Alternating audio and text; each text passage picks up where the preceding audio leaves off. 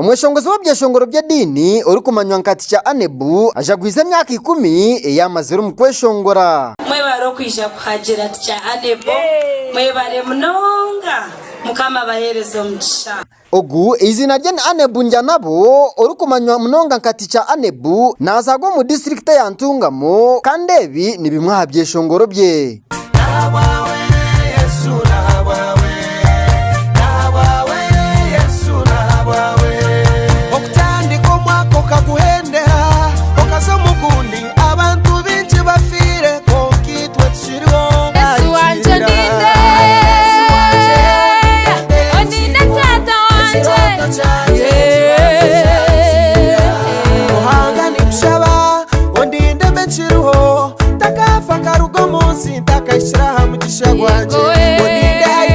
Hamukoro gwo kujaguza Emyaka 10 Eyamazire Nayeshongora ogukorirwa ha embassy tuwazo mu rurembo rwa Ntungamo hashiriho kuyanja y'abahagizi be okurwo mu nda naheru ya district ya Ntungamo ahari mu ba bishop reverend na ba pastor habwe kanisa zitari zimwe na zimwe kandi hamwe n'abantu b'amani otireho n'ababurijo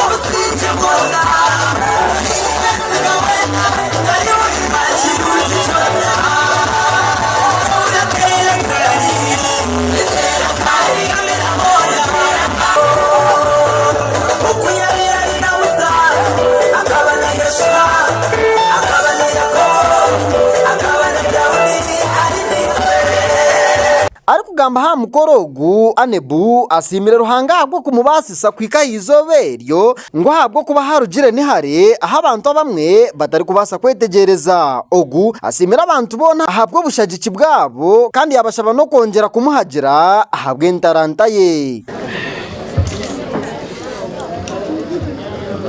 Emyaka 10 mushawite yangu hii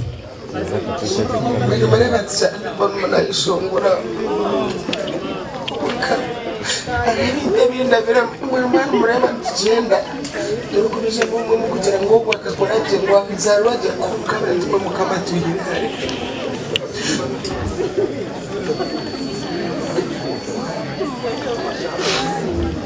okashanga nashobi wesejeri kunuka ensejeri kungaya ati nori kumanya Yesu wanyihayo wanyazura wampanestisa hona ine kutora ngo wishemwe yarabaho ahi wanyihire Yesu ni hare ahi wanyihire Yesu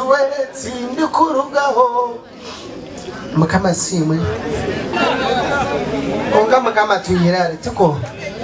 Yesu ari murungi abashira mukorogu bamuherekero buhagizi bw'amani no kushemererwa kandi bamuhane birabo nyamwinji bari kumusima abwo gukora Ebyeshongoro birungi biri kugaruramwa amani ndi Gilbert Ankunda ahabwa Modern Television ninjitirizamu kumanya ngwiguru nirigabirira na nyanimaza ko umujeni mukuru uri kurwo mwiguru mukama bambero mukisha